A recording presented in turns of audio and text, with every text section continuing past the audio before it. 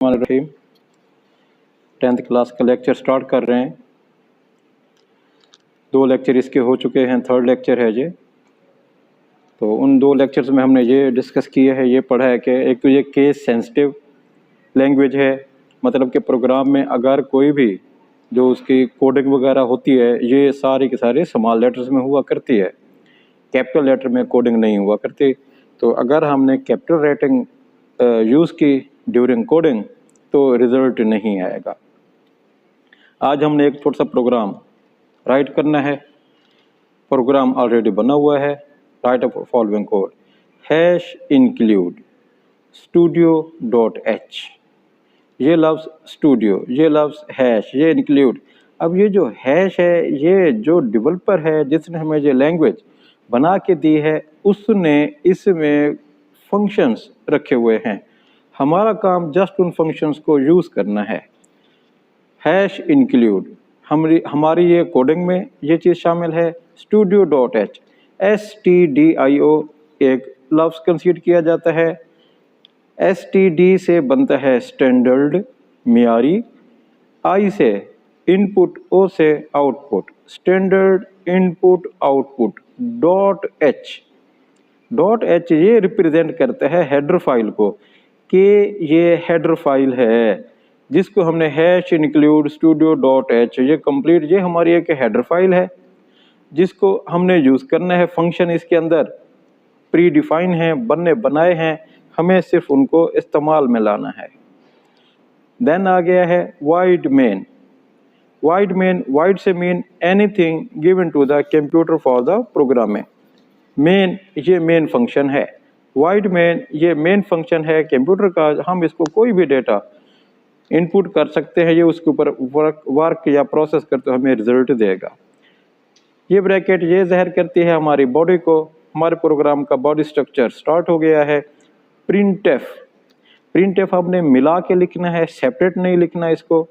और जो भी लेटर्स हैं इसके वो सारे हमने स्मॉल लेटर्स लिखने हैं, कैपिटल राइट नहीं करने। याद रखना है ये स्मॉल लेटर्स के इनके मीनिंग हैं, कैपिटल के इनके कोई मीनिंग नहीं है।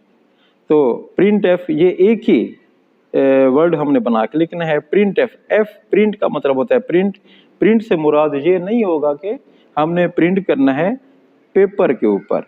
तो प्रिंट से मुराद ये होगा कि हमने रिजल्ट देखना है। जो हमारे रिजल्ट आएगा वो प्रिंट की कंडीशन या शक्ल में या सूरत में हम उसको बोल सकते हैं या कह सकते हैं।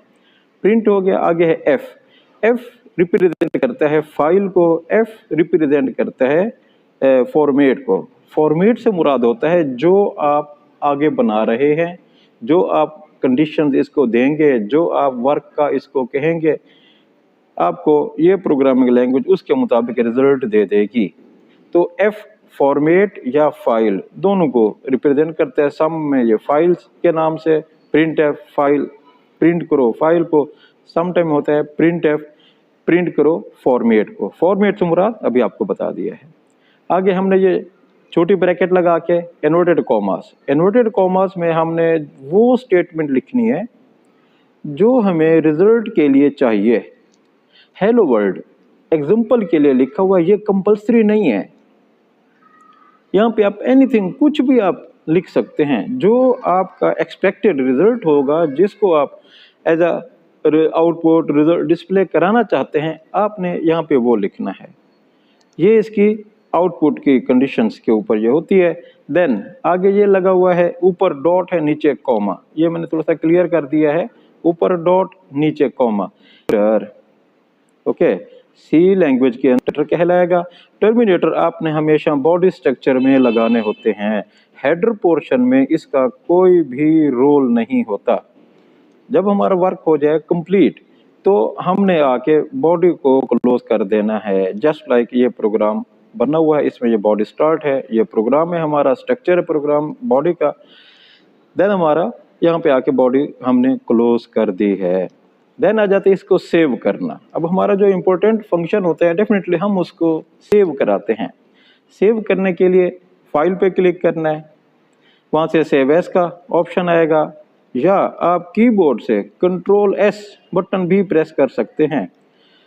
तो सेव फाइल का डायलॉग बॉक्स, ये चीज़ जो है ये डायलॉग बॉक्स कहलाती है, ये डायलॉग बॉक्स आ जाएगा। अब इसमें जो इम्पोर्टेंट चीज़ है वो ये है, इसमें लिखा हुआ है कि type test dot C. Test क्या है? ये टेस्ट जो है ये है फाइल का नाम। आप इसके नाम की जगह पे कोई भी नाम पुट कर सकते हैं, दे सकते हैं, ये कंपल्सरी कंडीशंस में से नहीं हुआ करता। फाइल का नाम है डॉट सी। डॉट सी हमारी कंपल्सरी कंडीशन है। अगर हम सी लैंग्वेज में काम कर रहे हैं तो हमें डॉट सी एक्सटेंशन इसकी लाजमी तौर पर देनी पड़ेगी। ये रिप्रेजेंट करती है कि आपकी ये जो फाइल है ये सी लैंग्वेज की फाइल है। इसकी छोटी सी एग्जांपल एक दे रहा हूँ। तो जस्ट लाइक ये लिखा हुआ है स्टूडेंट, ये लिखा हुआ है 10th, ये जस्ट फॉर एग्जांपल है। तो ये 10th और ये स्टूडेंट, स्टूडेंट तो किसी भी क्लास का हो सकता है, लेकिन जो आप 10th के अगर स्टूडेंट हैं तो ये स्पेशल होगा, ये 10th है।